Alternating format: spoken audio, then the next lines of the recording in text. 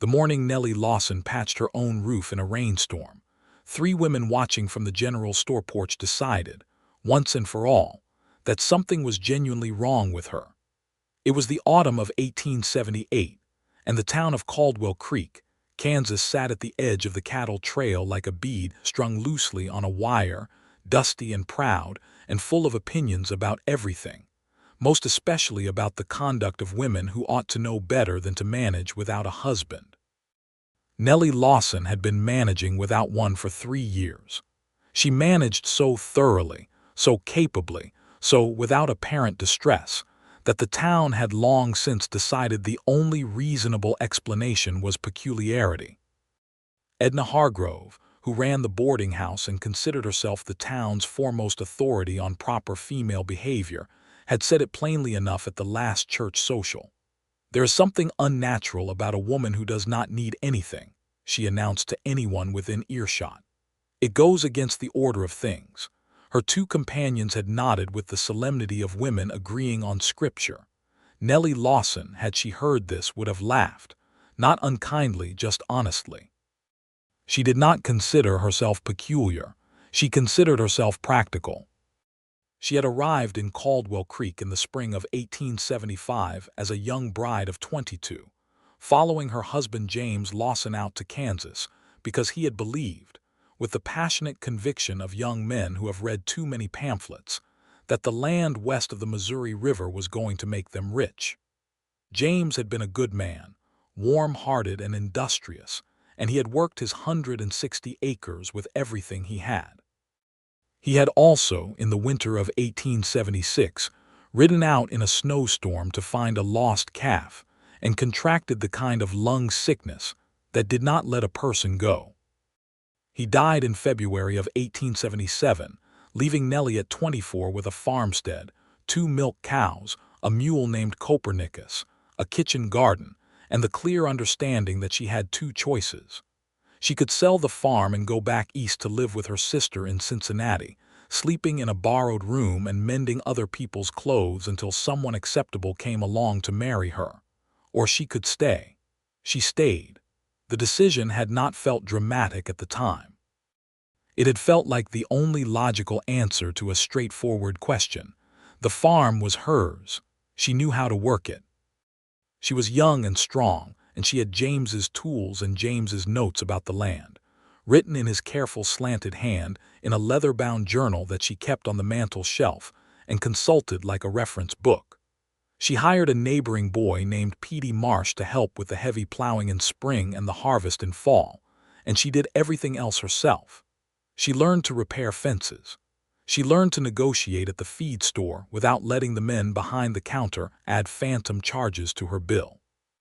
She learned to sit still in church on Sundays when Reverend Dalton preached on the necessity of female submission to male authority, and to think, quietly and privately, that Reverend Dalton had clearly never had to submit to anyone's authority but his own.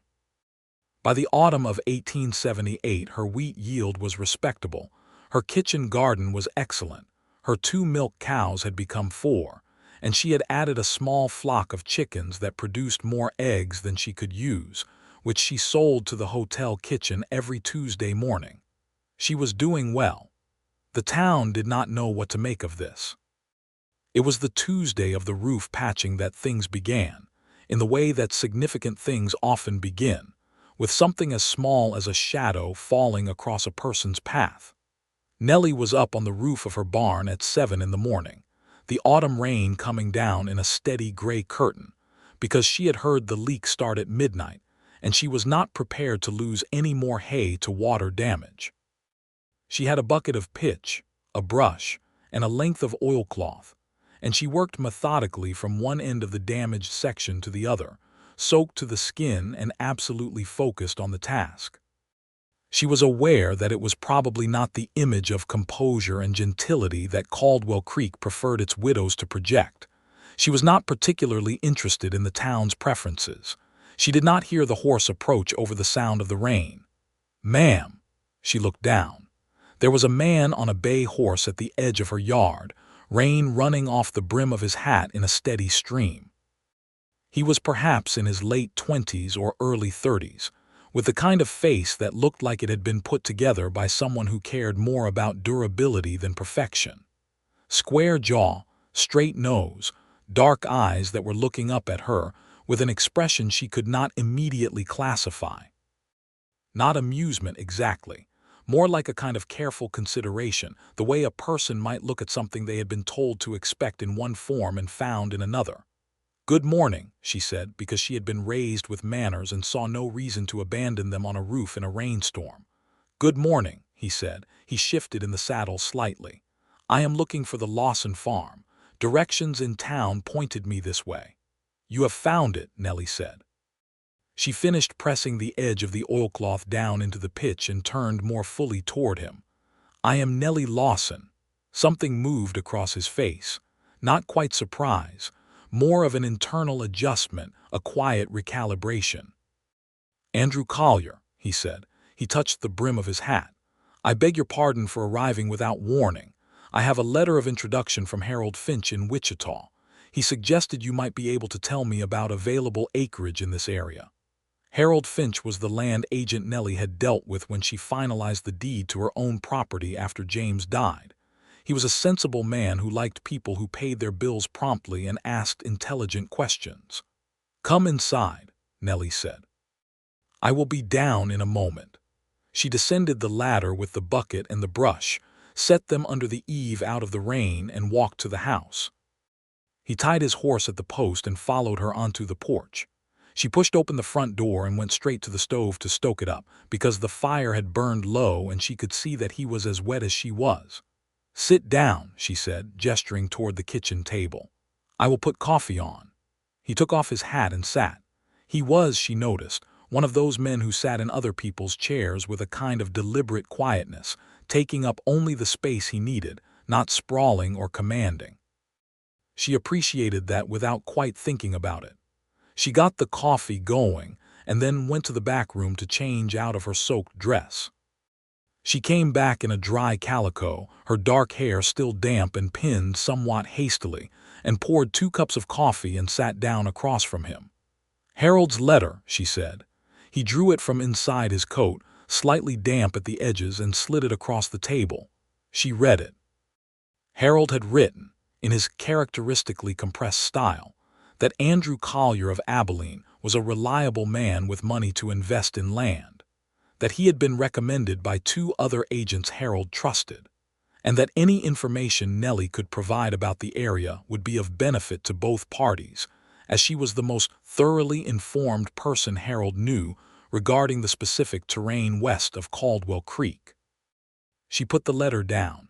"How much acreage are you looking for?" 200 to start," he said. "More if the soil is what I have been told it is."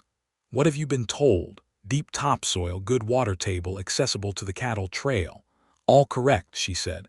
"The Thompson parcel that went up last spring is 3 miles west of here, 180 acres. The Bauer land is 2 parcels east, 240. The Bauer brothers went back to Missouri in June." She paused. "How much of it do you plan to farm yourself?" He was quiet for a moment, and she recognized the pause as the particular silence of a person deciding how honest to be with a stranger. She found she liked that he took the question seriously. "Most of it," he said.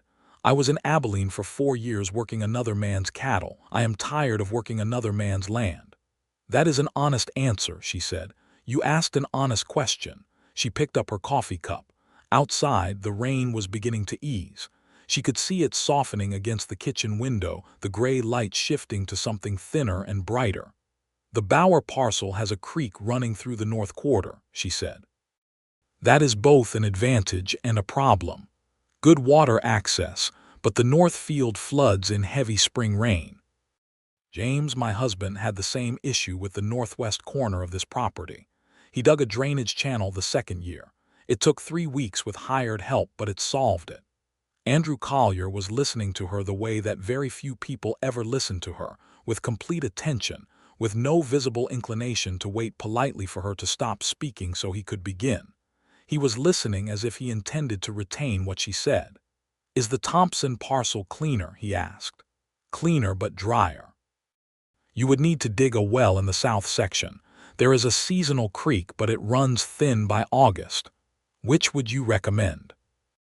The question landed with a particular weight, because he was asking it as if her recommendation carried authority, which in matters concerning land near Caldwell Creek it absolutely did, though almost no one in town would have framed it that way to her face.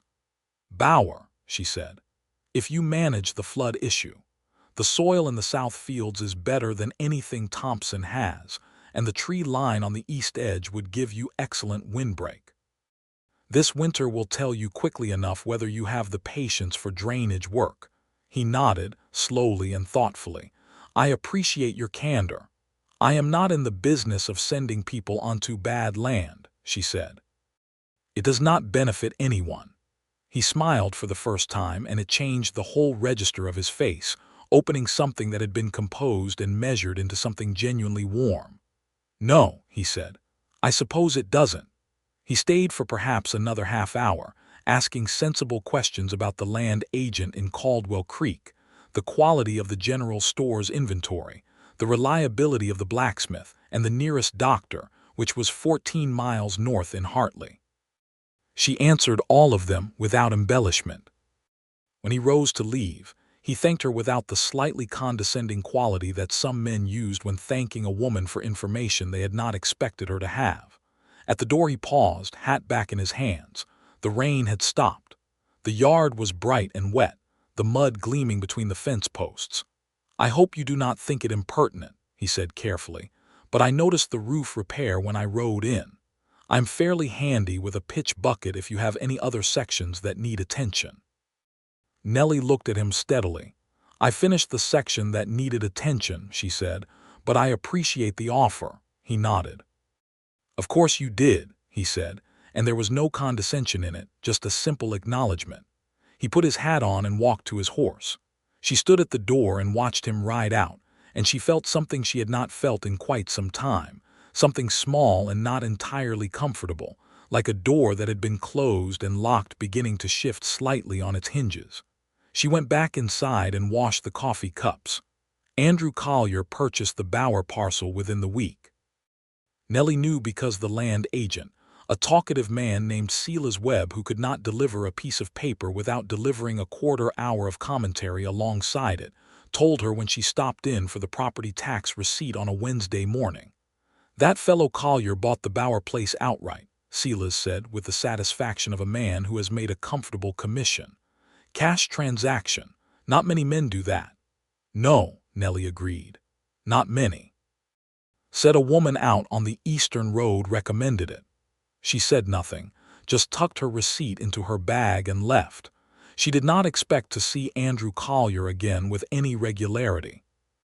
People who bought land near Caldwell Creek had enough to occupy them in the first months without making social calls. She herself had barely left her own property in the first 6 months after James died, and she had been there before. Starting from nothing on raw land was the particular kind of work that ate every hour and still left you feeling behind. She was therefore somewhat surprised when, 3 weeks after his first visit, he appeared at her fence line on a Saturday afternoon while she was putting up the last of the kitchen garden for winter. She heard the horse and looked up, and there he was, on the same bay, looking considerably more weathered than he had the first morning. There was dried mud on his coat, and he had the look of a man who had been working without stopping for a number of days. I apologize for interrupting, he said. You are not interrupting, she said, standing up and brushing the soil from her hands. What is it? The North Field, he said. It flooded 3 days ago.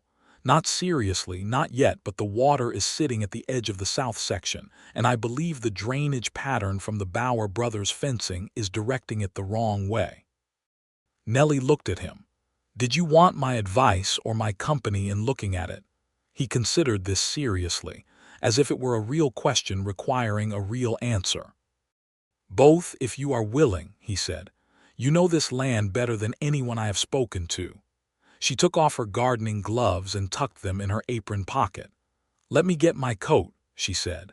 She went with him on her own horse, Copernicus's younger cousin, a steady mare named Juniper that she had bought in the spring. They rode the 3 miles to the Bower parcel in the mild October afternoon, and she looked at the flooding situation carefully, walking the fence line with him and studying the way the water moved across the lower ground. "Your instinct about the fencing is correct," she said. The south fence post line was put in slightly lower than the north, which means runoff channels down this slope instead of across it to the creek. "You need a break in the fence here," she pointed, "and a shallow cut trench running roughly from there to there.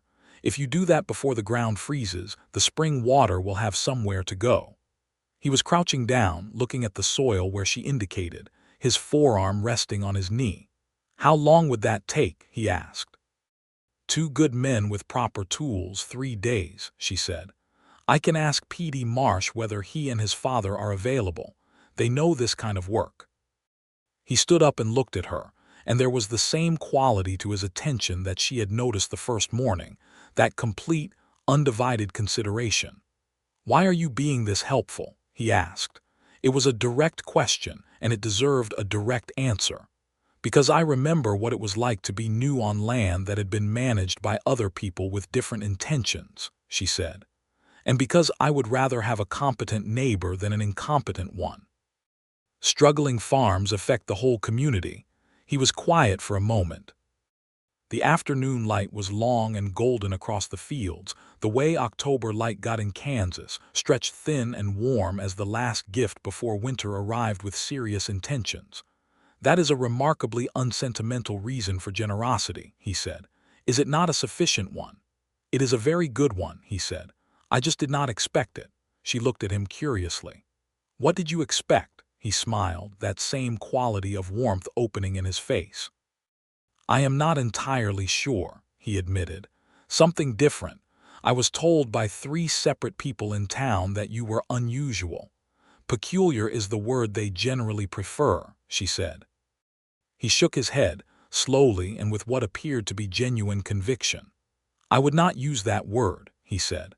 "What you are is sensible. In my experience, that is considerably rarer and considerably more valuable." Nellie Lawson had been complimented before in her adult life, but she found she did not quite know what to do with that particular compliment, because it arrived without the usual freight of condescension or surprise. He said it the way he might say that a fence post was set at the right depth, as a simple, accurate observation about the state of something. She rode home in the long October dusk, feeling that the door on its hinges had shifted a little further. P.D. Marsh and his father did the drainage work the following week.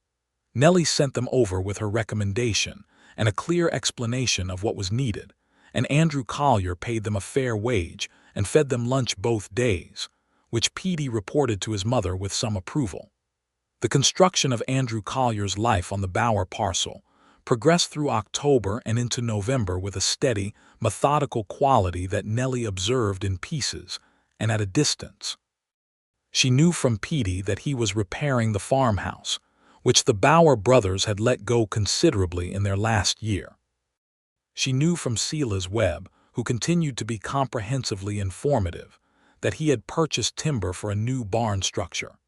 She knew from simple observation, when she rode past the South Road on her Tuesday trips to the hotel kitchen, that lights were burning in the house in the early mornings and the late evenings, which told her he was keeping the kind of hours that serious farming required.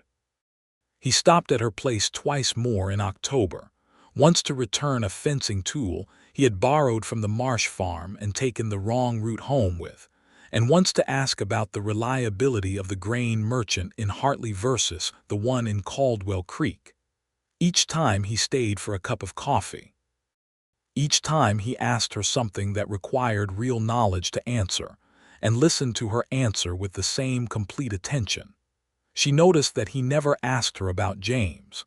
Most people who had known her for any length of time liked to ask about James, or rather liked to refer to James, to indicate that they understood her situation, that they were sympathetically aware of the loss. Andrew Collier neither asked nor referred, and she appreciated this not because she did not think about James. She did. She thought about him with steady, affectionate grief, the way a person thinks about a good thing that is gone, but because it meant he was talking to her as Nellie Lawson, not as James Lawson's widow. November arrived with cold resolution, the first hard frosts biting down across the fields, and the social calendar of Caldwell Creek contracted to its winter form, which meant the church on Sunday, the general store on weekdays, and the occasional gathering at someone's kitchen table when the cold made isolation feel oppressive. Edna Hargrove held a small supper in the second week of November, and Nellie went because Edna's food was excellent, and because refusing every invitation would have been interpreted as the kind of statement she was not actually trying to make. Andrew Collier was there. She had not known he would be, and she felt the surprise of it as a small, bright shock when she came in from the cold and saw him standing by Edna's fireplace talking to the Reverend Dalton. He saw her at the same moment, and something shifted very slightly in his expression, an easing, a warmth. Edna Hargrove, who missed nothing, filed this exchange away with the thoroughness of a woman who considered social observation her professional responsibility. They ate at a table of 10, the Hargroves, the Reverend and Mrs. Dalton, the Marshal and his wife, a young schoolteacher named Clara Finch, who was no relation to Harold, Andrew Collier, and Nellie. The conversation moved through the expected territories of weather and cattle prices and the condition of the North Road, and then Clara Finch, who was new to Caldwell Creek and still operating under the impression that honest conversation was welcome at dinner tables, said to Nellie, "I heard you repaired your own barn roof in the rain last month. Is that true?" The table shifted slightly in the way tables shift when someone has introduced a topic that everyone knows is loaded. "It is true," Nellie said evenly. "Is that not very dangerous?" Clara asked, with what appeared to be genuine rather than censorious curiosity. "Less dangerous than a leaking roof," Nellie said. "Do you not find it difficult," Mrs. Dalton said, with careful sweetness, "managing everything on your own? Surely it would be easier if—" "I manage quite well," Nellie said, not sharply but with absolute finality. "She does," Andrew Collier said from 2 seats down the table. He said it simply and with complete calm, not aggressively, not as an argument, just as a corroborating statement of fact. "Miss Lawson has more working knowledge of this land and its management than anyone I have spoken to since I arrived in the county." The table processed this. Edna Hargrove's gaze moved between them with the concentrated attention of a woman revising a theory. Reverend Dalton cleared his throat. "You were all very fond of James Lawson," he said in the tone of a man redirecting. "As was I," Nellie said. "He was a very good man." The conversation moved on. But later, when they were putting on coats in the hallway to leave and the group had broken into smaller conversations, Andrew Collier came to stand beside her while she was buttoning her coat. "I hope I did not overstep," he said quietly so only she could hear. "At the table, I did not intend to speak for you." She looked at him. His face in the warm hallway light was serious and genuinely concerned. "You did not speak for me," she said. "You agreed with me. Those are different things." He looked at her for a moment with an expression she was beginning to recognize, that careful considering quality, as if he were doing the small internal work of taking what she said seriously. "Yes," he said, "they are." They walked out into the cold November night at the same time, their breath making small clouds in the dark air. Their horses were tied at the same post, and they untied them in comfortable silence. He helped her mount without being asked and without making a performance of it, just offered a hand at the right moment and stepped back when she was settled. "Good night, Miss Lawson," he said. "Good night, Mr. Collier," she said. She rode home through the cold dark and allowed herself, for the first time, to think clearly and directly about what was happening. Because something was happening. She was not so far removed from human feeling that she could not recognize it. A careful, growing attention. A warmth that arrived when he was present and was noticeable by contrast when he was not. She was 25 years old and she had loved James Lawson genuinely and completely, and she was not going to pretend that love was a thing you did only once in a life if you were lucky enough to have it offered to you again. She was also not going to rush into anything. She was a sensible woman and she would proceed sensibly.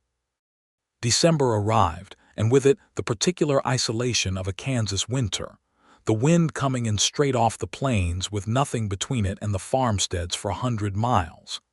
Nellie had prepared well, as she always did, with laid-in wood and stored provisions, and the winter maintenance list that James had started, and she had expanded over 3 years to cover every eventuality she had encountered. She was not afraid of the winter. She liked the long, quiet evenings by the stove, the way the cold made the lamplight inside feel warmer, the particular piece of a house that was holding its own against the weather. She was also, she acknowledged privately, spending a somewhat unreasonable amount of time thinking about Andrew Collier. He came by in the first week of December on a Tuesday afternoon, when the cold was sharp and clear, and the sky was the particular blue that Kansas got in winter, deep and still and seemingly infinite. He had with him a small crate of apples from a tree on the Bower property, good late keepers that the previous owners had apparently planted and then mostly ignored. "I have more than I can use," he said, standing at her door with the crate. "I thought you might want them." She looked at the apples, which were beautiful, small and russeted and smelling of winter sweetness. "Come in," she said. He came in and sat at the kitchen table, and she made coffee and put a plate of her own baking on the table between them, ginger cake that she had made the day before. He ate a slice with the unaffected appreciation of a man who had been cooking his own food for a number of months and was aware of the distance between adequate and excellent. "This is very good," he said. "James's mother's recipe," she said. "She sent it in a letter the first Christmas we were here. I have made it every December since." It was the first time she had mentioned James in any personal way to him, and she watched to see how he would receive it. He received it simply and steadily with no visible discomfort. "She must have been a good cook," he said. "She was excellent," Nellie said. "She died the year before James. I think if she had lived he would have wanted to go back to Ohio." "Would you have gone?" She considered this honestly. "I do not know," she said. "I think I would have struggled with it. I had become very attached to this land by then." She paused. "Is that strange?" "No," he said with quiet certainty. "I understand it completely." "Do you?" she asked. "You have only been here 2 months." "I spent 4 years in Abilene wishing I were somewhere I owned," he said. "The attachment starts before the ownership, I think. You attach to the idea of it. Then when you have it, the attachment to the actual land is different, deeper."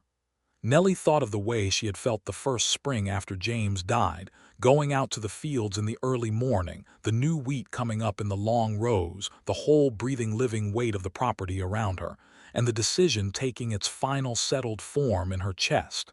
"She stays." "Yes," she said, "deeper." They sat in comfortable silence for a moment, the stove ticking with heat, the winter light lying blue and pale across the kitchen floor. "Mr. Collier," she said, because she was a direct woman and she had decided to be direct. "Andrew," he said, "please." She looked at him. He looked back, steady and warm and entirely serious. "Andrew," she said, "may I ask you something that is perhaps forward?" "You may ask me anything," he said. "What is your intention in coming here?" she asked. "I do not mean to the county. I mean to my kitchen." The question sat between them in the winter air. He did not look away, and he did not answer immediately, which she respected, because it meant he was thinking about a real answer rather than a deflecting one. "I believe," he said carefully, "that my intention is to know you better, if that is welcome." She looked at him for a long moment, at the honest, steady face, the dark eyes that had been looking at her from the first morning with that quality of genuine attention. "It is welcome," she said. He exhaled just slightly, and she realized he had been uncertain, that under the steadiness there had been the perfectly reasonable anxiety of a person who does not know how they will be received. She found this moved her considerably. After that, things proceeded with a pace that suited them both, which was deliberate and unhurried without being slow. He came by twice a week on average, sometimes for coffee, sometimes to discuss practical matters that genuinely required discussion. the condition of the North Road, the prices at the grain merchant, a question about whether the old Mitchell land east of her property might come up for sale in the spring. She went to the Bower parcel twice to look at the drainage work progress, and once to advise on a problem with the well casing that turned out to be solvable with some creative packing material and a willingness to get very cold hands. On the second of those visits, they had stayed too long talking, and the afternoon had gone dark early, as December afternoons do, and she had ridden home in the full dark with the stars very bright overhead, and found that she was singing under her breath, which she had not done on a ride home since before James died. Christmas came. Nellie went to church and to Edna Hargrove's dinner, and to the small gathering at the Marshall's house on Christmas evening, and Andrew was at all three, and at all three they found themselves drawn gradually into proximity, standing together by fireplaces, sitting in the same corner of whatever room they were in, talking about everything and nothing with the particular ease of two people who have discovered that each other's company is simply pleasant in a fundamental and not complicated way. Edna Hargrove, at her Christmas dinner, seated them next to each other with the composed satisfaction of a woman who considers herself to have had some hand in whatever is developing, which she absolutely had not, but Nellie decided it was not worth correcting. On Christmas Day afternoon, walking back to their horses after the Marshall's gathering, in a night that was cold and perfectly still, with snow beginning to fall in slow, soft flakes, Andrew stopped on the path and looked at her and said, "I want to say something." "Then say it," she said. "I have been thinking about you continuously since the morning I rode into your yard and found you on your barn roof in the rain," he said. He said it with the direct simplicity of a man who has decided on honesty as the only reasonable policy. "I think about what you will say to things. I think about what you are doing on your farm and whether you are well. I think about sitting at your kitchen table. I am telling you this because I think you deserve to know it, and because I am not interested in pretending otherwise." Snow was falling between them, soft and quiet and slow. Nellie looked at his face, which was entirely open in that moment, no composure or careful measuring, just a man telling a woman a true thing. "Andrew," she said. "Yes. I think about you too," she said. He did not move immediately. He just looked at her, with something so gentle and so real in his face that she felt it settle somewhere deep in her chest like a thing coming home. Then he reached out and took her hand, her gloved hand, and held it for a long moment in the falling snow. They stood like that for a while, in the cold and the quiet, the snowflakes coming down around them, and then they walked the rest of the way to the horses and rode home in their separate directions, and Nellie felt the whole world somewhat differently than she had that morning. January was brutal, as Kansas Januaries reliably were. The temperature dropped to levels that killed animals left outside and split the wood and fence posts, and made the simple act of getting from the house to the barn feel like a genuine challenge. Nellie had prepared, but preparation and execution were different things, and there were days when she was tired in the deep specific way that comes from working in cold that fights back at you. Andrew came over more frequently when the weather permitted. He helped her with the ice on the stock tank twice, which was an unpleasant task made considerably more pleasant by company, and she helped him with a problem in his chimney flue that was producing alarming amounts of smoke and turned out to require someone with smaller hands to reach the necessary angle, which happened to be her. They fell into a partnership that was partly practical and partly, increasingly, emotional, a warmth that passed between them easily now, in the way that warmth does when two people have decided, without formally declaring it, to be each other's. He kissed her for the first time in the third week of January, on her front porch in the late afternoon when he was leaving, and the sky was the particular dark gold of a winter sunset. He had been standing on the step below her, which made them almost the same height, and she had been saying something about the quality of the hay she had managed to keep dry, and then she had noticed that he was not listening to the hay anymore, but was looking at her with the full weight of that attention she had come to know so well, and she stopped talking. He leaned in and kissed her softly, with one hand coming up to her jaw, and she leaned into it with the whole steady weight of everything she felt, and it was warm and serious and right in the way that very few things in a life are simply right without qualification. When they separated, he rested his forehead against hers for a moment, and she could feel him breathing, and she closed her eyes. "I should go," he said, very quietly. "You probably should," she agreed. He straightened up and looked at her, and whatever he saw in her face appeared to satisfy something, because he smiled that complete warm smile and put his hat back on and walked to his horse, and she stood on the porch in the cold until he was out of sight. February in Caldwell Creek had opinions, and most of them were expressed through weather. The blizzard that came in the first week of February lasted 3 days and deposited enough snow to make the roads impassable and to give everyone who had not adequately prepared serious reason to regret it. Nellie was well prepared. She had enough wood, enough food, enough lamp oil, and enough to occupy her mind, including the particular pleasant ache of missing Andrew for 3 days, and knowing that they would have a great deal to say to each other when the roads cleared. She did not expect him to appear at her door on the second day of the blizzard, snow-covered from hat to boot, leading his horse, who was equally snow-covered and considerably less enthusiastic about the whole enterprise.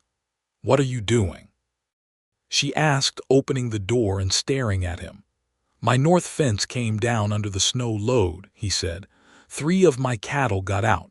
2 came back on their own. I spent 4 hours finding the 3rd one." He looked tired and cold and intensely alive. "Your barn was closer than mine when I found him." She stepped back. "Bring the horse around the side," she said. "There is room in my barn. Then come inside." She got Juniper settled with his horse, who she gathered was named Sela's, which she found very funny and which Andrew said, when she told him, was because the horse had the same habit as Sela's Webb of walking very slowly and commenting on everything. She brought him inside and fed him soup and bread and made him sit by the stove until he was properly warm, and they talked through the afternoon and into the evening, the blizzard pressing white and howling against the windows, the lamp making the kitchen gold, and it was the most natural thing in the world. She made up the spare room for him without drama, and they said good night at the bottom of the stairs like 2 sensible adults who were perfectly capable of managing their own feelings. He was there the following morning when she came down to make breakfast, already up and stoking the stove, and the sight of him in her kitchen in the early morning with the snow blue outside the window hit her in the chest with a sweetness she had not expected. "You did not sleep," she said. "I slept," he said, looking up from the stove. "I am an early riser." "So am I," she said, "but you were up before me, which means you slept very little or not at all." He looked at her steadily for a moment. "I was thinking," he said. She got the coffee things and worked around him in the kitchen, and she waited, because she had learned that he thought at his own pace and she should not hurry him. "Nellie," he said. "Yes," she said. "I want to ask you something." She looked up from the coffee pot. He was standing by the stove with his hands in his pockets and something carefully open in his face. "Ask it," she said. "Will you marry me?" he said. It was not quite a question. It had the quality of a statement of intent, of a decision he had arrived at through the same careful, methodical process he apparently applied to everything. She stood very still for a moment with the coffee pot in her hands. Outside, the blizzard moaned and pushed at the house, and inside the stove ticked warm and steady, and the lamplight was gold. "I want to tell you something first," she said, and she set the coffee pot down carefully and turned to face him fully. "All right," he said. "I am not going to become someone different if I marry you," she said. "I manage this farm and I intend to continue managing this farm. I have opinions about land and soil and drainage and cattle prices, and I will continue to have them. I am not peculiar and I am not a problem to be solved. I am a woman who knows her own mind and values her own competence, and I will not be asked to set those things aside." She said it quietly and without anger, but with the absolute clarity of a woman who had thought about this, who had watched other women in other circumstances, who had seen what happened when that conversation was not had before it needed to be had in the middle of other things. He listened to every word. He was quiet for a moment when she finished. "I would not want you to be anyone other than exactly who you are," he said. "I am asking you to marry me, Nellie, not to change." She looked at him for a long moment. The man who had said you are sensible instead of peculiar. The man who had listened to her talk about land and drainage and soil quality with genuine attention. The man who had agreed with her at Edna Hargrove's dinner table not as a courtesy but as a statement of fact. The man who stood in her kitchen at 6 in the morning in a blizzard, having apparently spent the night working up the courage to ask her a question. "Yes," she said, "I will marry you." He crossed the kitchen and took her face in both hands and kissed her, and she put her hands on his chest and felt his heart going fast under her palms, and she thought, with the clear, complete certainty of a person who knows a true thing when they encounter it, that this was exactly right. They were married in April. The wedding was at the Caldwell Creek Church, in the brief bright window between the last hard frost and the beginning of serious planting season, which was the only time either of them could reasonably give 2 full days to something that was not farm work. Reverend Dalton performed the ceremony with the solemn satisfaction of a man who considers the institution of marriage the appropriate solution to most situations, which Nellie found mildly ironic given some of his previous sermons, but she forgave him because his actual blessing over them was genuinely warm. Edna Hargrove attended with the air of a woman who has invested in a particular outcome and is gratified to see it materialize, and Clara Finch cried quietly and prettily in the second pew, and Petey Marsh wore a clean shirt for the occasion and stood up very straight. The reception was at Nellie's farm, because it was the better kitchen, and because she had been planning the food for 3 weeks with the same methodical thoroughness she brought to everything. And it was, by general agreement, the best food at any event in Caldwell Creek that spring. When everyone had gone and the last wagon had disappeared down the road and the April evening was cooling toward night, Nellie and Andrew stood on the porch of her farmhouse, which was now their farmhouse, and looked out at the fields coming green in the last light. "Happy?" he asked. "Yes," she said simply.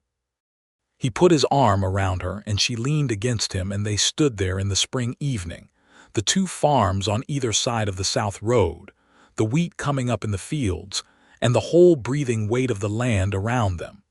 They decided, after some discussion that was both practical and surprisingly emotional, to work both properties. It was more land than either of them had managed alone, but together, with the right help and the right planning, it was manageable, and more than that, it was genuinely good. Andrew's south fields, with the drainage work properly completed, were some of the best wheat acreage in the county. Nellie's kitchen garden expanded to something closer to a market garden, and she negotiated a contract with the hotel kitchen that paid her considerably better than the informal arrangement she had maintained as a widow. Andrew turned out to be excellent with cattle, which was not surprising given 4 years in Abilene, and they added 8 head of beef cattle to the 4 milk cows Nellie had accumulated, managing them in the larger barn on the Bower property. The summer of 1879 was hard work, and it was the best summer Nellie could remember. Not because it was easy, it was not easy, but because there was someone beside her in it. They fought twice that summer, real fights, not the small disagreements of people still being careful with each other, but the genuine arguments of 2 strong-willed people who had strong and specific opinions. The first was about the price at which to sell their wheat, Andrew believing they should hold until the price came up, and Nellie believing the price was not going to come up before September and they should sell in July. She was right, as it turned out, and she did not make more of this than it deserved, and he acknowledged it without difficulty, which she found deeply reassuring about the whole enterprise of being married to him. The second fight was larger and more important, and had to do with the question of Nellie's name on the property deed. Andrew had naturally had the combined property recorded under his name, as was customary and legal, and Nellie had no objection to the marriage portion of this, but she wanted her name on the deed beside his, which was less customary, and which Silas Webb at the land office had greeted with considerable confusion. Andrew's initial response had been that it was unnecessary, that everything he had was hers in the eyes of God, and he did not see what a piece of paper added. She had explained to him, with great precision, that the piece of paper was not about God but about the law, and that the law did not share his theological perspective on the matter, and that she had worked this land for 3 years alone, and her name was going on the deed. They had been standing in the kitchen for this argument, and it had been the kind of argument where voices were raised not in anger exactly, but in the intensity of people who care about what they are saying. Andrew had listened to all of it. And then he had been quiet for a moment, and she had watched him work through it, the initial resistance, and then the actual thinking that he did when he took something seriously. "You are right," he said. She looked at him. "I know I am," she said. He made a short sound that was almost laughter. "I know you do," he said. "I am saying it because it matters that I say it, not because you need my permission, but because you deserve to have me understand why it matters." She looked at him for a long moment, and the anger which had been real and justified drained out of her and was replaced by something much warmer and more complicated. "Thank you," she said. He went to the land office the following week and had the deed amended to read Andrew and Nellie Collier, which required Silas Webb to look up a procedure he had never previously used and which cost an additional filing fee that Andrew paid without complaint. The summer deepened and turned, and they fell deeper into the life they were building together, and the love that had started as something careful and attentive became something easier and richer and more rooted, the way love becomes when it has time and shared work and genuine respect to grow in. There was a morning in late August when Nellie woke before dawn, as she usually did, and lay still in the early dark listening to Andrew breathing beside her, and thought about the whole progression of things, the morning on the roof in the rain, the cup of coffee across the kitchen table, the long, slow winter accumulation of attention and warmth, the blizzard and the fire-lit kitchen, and the question that was not quite a question. And she felt in the quiet before dawn a happiness that was not dramatic or overwhelming but was thorough, reaching into every corner, leaving nothing unlit. She got up quietly and went downstairs to start the stove and the coffee, and when Andrew came down 20 minutes later, already dressed for the early work, she handed him his cup and he looked at her over it with that same quality of complete attention. And she thought, that is it, that is exactly it, that is the thing she had not known she was waiting for, someone who looks at you like that and means it every time. The autumn of 1879 came in dry and sharp, and they brought the harvest in ahead of schedule because they had planned for it and worked for it and had P.D. Marsh and 2 of his cousins helping, and the grain merchant's receipt was better than either of them had projected. Nellie stood in the kitchen with the receipt in her hand and said the number out loud, and Andrew laughed, a full delighted laugh that she had not heard from him at that volume before, and she found she loved that sound very much. In November, Nellie told Andrew she was pregnant. She told him in the morning, at the kitchen table, in the practical, direct way she did most things. She had known for 3 weeks and had wanted to be certain before she said anything. He was still for a moment. Then he looked at her with an expression she had not seen on his face before, something softer and more vulnerable than his usual steadiness, something that was almost frightened in its intensity. "Are you well?" he asked. "I am very well," she said. "I feel fine. I'm healthy and strong, and this is a normal, natural thing." He reached across the table and took her hand and held it, not in the gentle, slightly formal way he had held it in the snow the previous December, but in the complete, certain grip of a man holding something he is not prepared to let go of. "I love you," he said. She looked at him across the table. It was the first time he had said it in those words, though she had known it for months in every other form. "I love you too," she said. They sat like that for a while, hands across the table in the morning kitchen, while outside the November wind moved through the fields. The pregnancy was indeed straightforward and healthy. Nellie continued working through the winter, adjusting what she could and asking for help when she needed it, which she did with rather more ease than she had expected, having had Andrew's help available for several months, and having discovered that asking him for anything produced neither condescension nor the implication that she had been wrong to try independently in the first place. There were other things happening in Kansas in the winter of 1879 and 1880 that were less personal and more difficult. The cattle trail that passed near Caldwell Creek was a source of ongoing tension, not just the usual noise and disruption of the drives, but the larger and more serious question of what was happening to the land and to the people who had lived on it before the settlers and the cattle companies arrived. The Osage and the Kansas peoples had been systematically moved from this territory in the preceding decades, and the evidence of this, the old encampments, the trails that predated any road a white settler had made, the way certain old men in Caldwell Creek would not talk about what had been here before, was something that Nellie had been aware of since her first years on the farm. It was Andrew who raised it directly one evening in the way he had of saying difficult things simply and without apology. This land was not empty when the deeds were issued, he said. They were sitting after supper, the lamp lit, the fire settled into its evening rhythm. No, she said, it was not. I think about it, he said, when I am out in the fields, particularly in the north section where the creek runs, the way the land has been used. There were people who knew this land better than either of us will ever know it. Yes, she said. I do not know what to do with that, he said honestly. Neither do I, she said, except to know it, and not to pretend it was otherwise.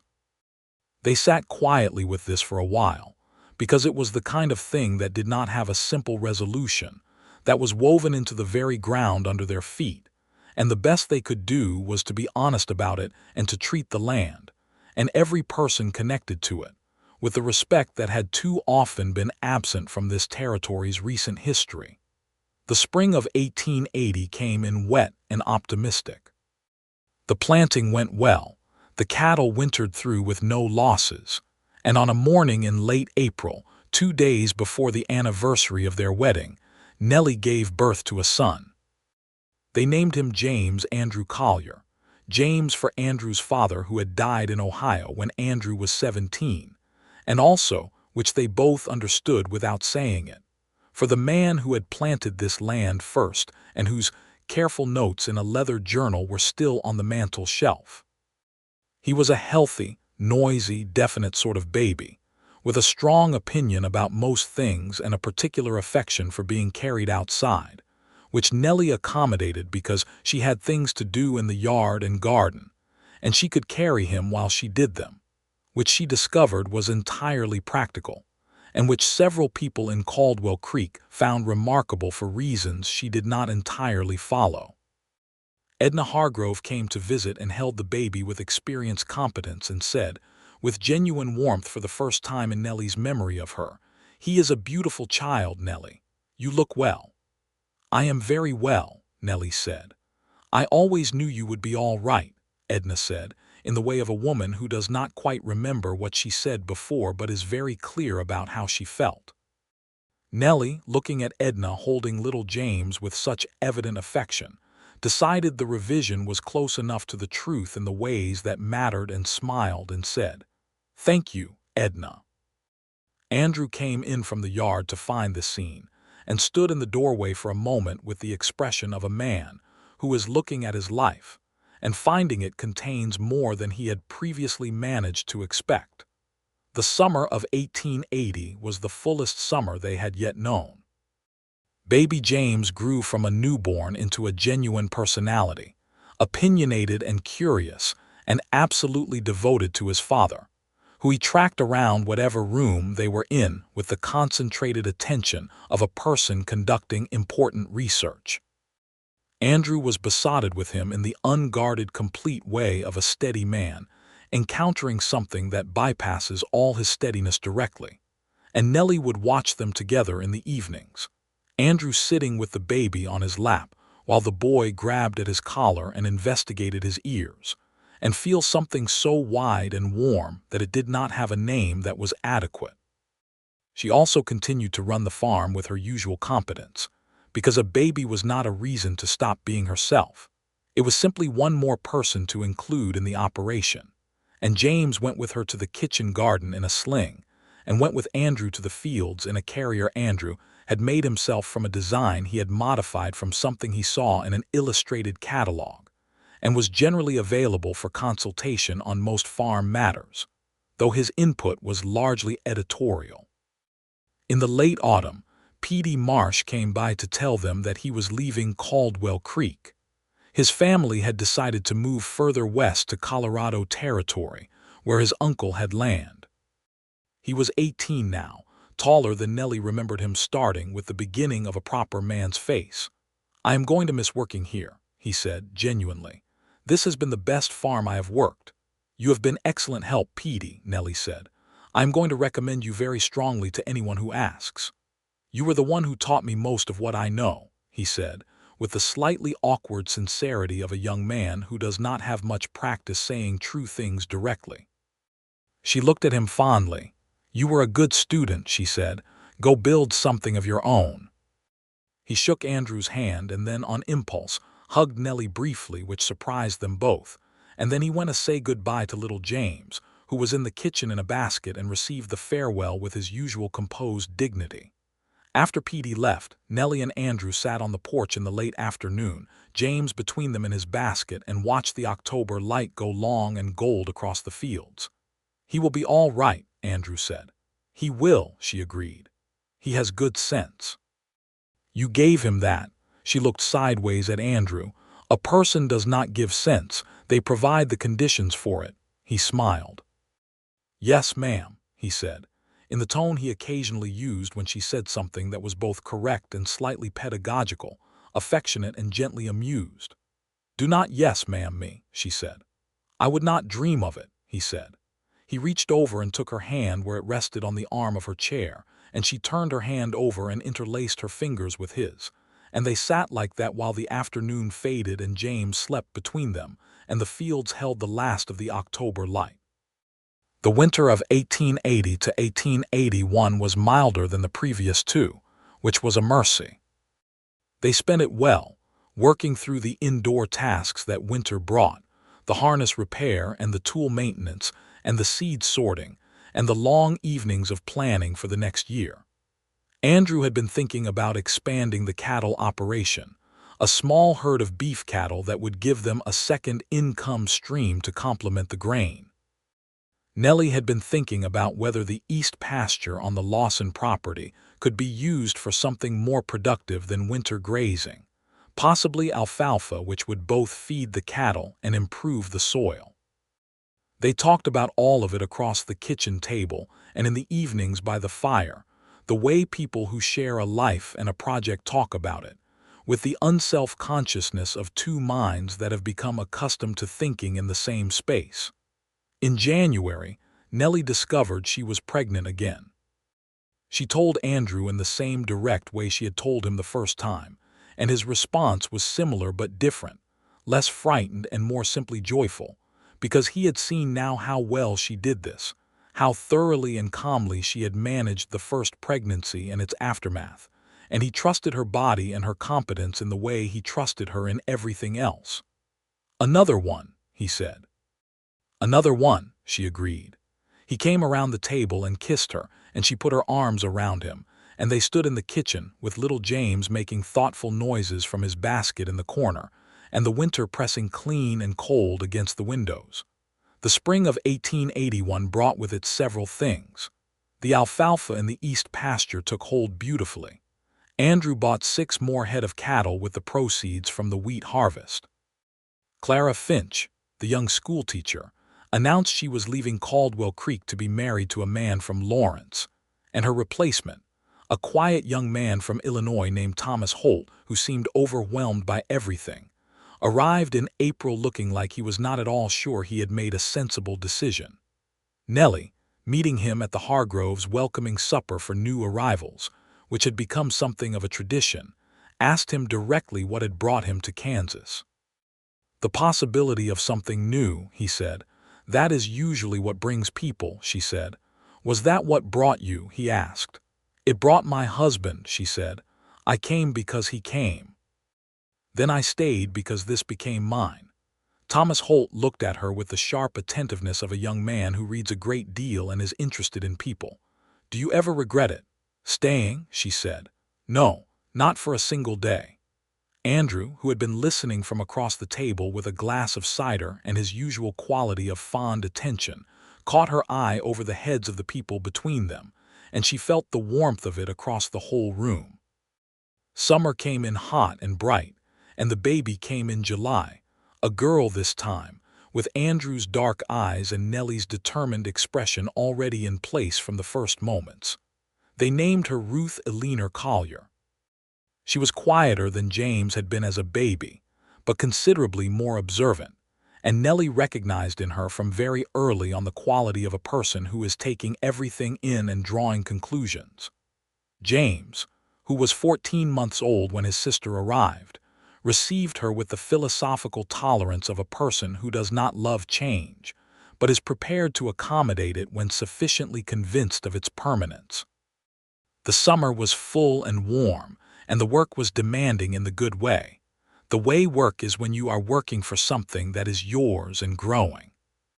There was an evening in August when Nellie was sitting on the porch in the last of the day's light, Ruth nursing, James asleep inside, the fields going gold in the sunset, when Andrew came up from the barn and stopped at the foot of the porch steps and looked at her, and the expression on his face was the one she had come to associate with moments of real feeling, fully open, fully present. "What?" she said. "Nothing," he said. He came up the steps and sat down beside her. "Just looking." She looked back at him. "I know what you are thinking," she said. "Do you? You are thinking about how different this is from 4 years ago in Abilene." He was quiet for a moment. "Yes," he said, "I was. And I'm trying to understand what I did to deserve any of this," he said, "and coming up short." She shifted Ruth slightly and looked at him steadily. "You did not deserve it," she said. "No one deserves anything particularly. You chose it. You rode up to a stranger's farm on a rainy morning, and you asked good questions, and you listened to the answers, and you told the truth when it mattered, and you did the work when it was hard. That is not deserving. That is deciding." He looked at her for a moment. "When did you become a philosopher?" he said, and the warmth in his voice was so complete it was almost something you could touch. "I always was," she said. "You were simply not there yet to notice." He laughed, the full, easy laugh she loved, and she smiled, and Ruth made a small, satisfied sound against her, and above them the August sky went from gold to rose to the first pale edge of evening stars. The years that followed built on each other with the solidity of good construction, each one adding to the weight and substance of what they had made. By the summer of 1883, the farm, which they had by then come to call Collier's Cross, because the two properties joined in a rough cross shape at the road intersection, was one of the most productive operations in the county. Nellie's accounting methods, which James had taught her the basics of, and she had extended and refined considerably, kept them ahead of their costs in a way that several neighboring farms, run by men who did not do their own accounting, were not. Andrew's cattle knowledge translated into a small but steady beef operation that had just enough animals to be profitable without requiring more labor than they could manage. They hired a man named Solomon Greer in the spring of 1882, a freedman from Missouri who had been working cattle and farm labor across Kansas for several years and had a reputation as one of the most reliable workers in the county. Nellie had heard of him from the Marsh family before they left, and when she met him she found him to be exactly what had been described, steady and skilled, and possessed of a comprehensive knowledge of cattle behavior that was considerably more sophisticated than what Andrew had learned in Abilene. Solomon Greer came to them for what was intended as a seasonal arrangement and stayed for 4 years, living in the small but solid cabin on the north end of the property that Andrew built for the purpose, and working alongside them with the kind of mutual respect that everyone involved treated as simply the appropriate baseline, which it was, regardless of the fact that not everyone in Caldwell Creek saw it that way. There were people in town who had opinions about the arrangement, particularly about the level of respect with which Nellie and Andrew treated their employee, and these opinions were expressed periodically in the various forums that small-town life provided for such expression. Nellie addressed this once directly and not gently, at the general store, when she overheard a comment that she would not have ordinarily considered worth the energy, but which was said in Solomon's hearing. "Solomon Greer is a skilled man who works hard and knows his business," she said, into the silence that followed the comment, in a voice that carried to everyone in the immediate vicinity. "He is employed on my farm, and I will thank you to speak of my employees with the same courtesy you would wish for yourself." The man who had made the comment, a cattle buyer named Harlan who was not a local, looked at her with the expression of a man who is recalculating. Andrew, who was standing 3 feet away, looked at Harlan with the expression of a man who has no further recalculation to do and is entirely clear on where he stands. Nothing further was said on the subject. Solomon Greer, when Nellie told him what she had said, looked at her for a moment with a quality of consideration she recognized as the same thing she had felt when Andrew told her she was sensible rather than peculiar, being seen clearly by someone who is paying attention. "Thank you," he said simply. "You earned the respect," she said. "I simply said so where it needed to be said." He nodded. "Not many people bother," he said. "More should," she said. In the autumn of 1883, Nellie discovered she was pregnant for the 3rd time. She was 30 years old and healthy, and the news arrived with the same warmth as the previous 2 times, though with perhaps more conversation about the practical logistics of 3 children on a working farm, which she and Andrew conducted across the kitchen table with the efficiency they brought to most planning discussions. "James will be 3 in April," she said. "Ruth will be 2 in July. If this one comes in spring, as I calculate, they will all be very close together and very demanding for the next several years." "Yes," Andrew agreed. "You do not seem concerned about this," she said. "I am concerned," he said. "I am also happy. I find I can contain both," she smiled. "We will need more help," she said. "I will ask Solomon if he knows anyone reliable coming through from the east," Andrew said. "He usually does."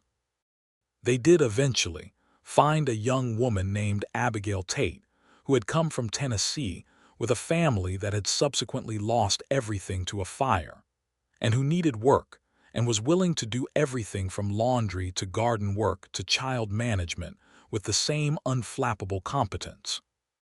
She became something close to indispensable within a month, and she and Nellie developed the kind of working friendship that grows between 2 people who are both fundamentally practical and who are both capable of laughing at the same moments. The 3rd child was born in March of 1884, a boy named William Samuel Collier, Sam for short, who arrived with a set of lungs that could be heard at some distance, and a determined quality that suggested he had strong plans for his life which he intended to pursue without significant input from others. He was from his earliest weeks the most energetic of the 3 children, and he and little Ruth formed a coalition of determination and noise that James, now nearly 4 and possessed of a philosophical disposition, observed with the tolerant amusement of a natural elder sibling. That spring was beautiful, the late spring of 1884, the fields going green and full, the cattle pasture thick with new grass, the kitchen garden coming up in long, ordered rows that Nellie planted with the same care she had brought to it since the 1st year alone.